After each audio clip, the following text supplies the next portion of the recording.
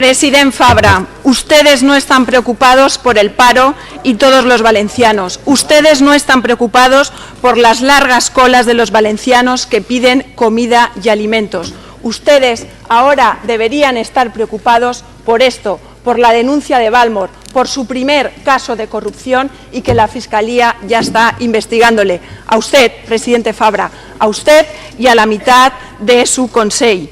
Así es que les digo, están siendo investigados por malversar, presuntamente malversar, el dinero de todos los valencianos en ese gran negocio que iba a ser la Fórmula 1.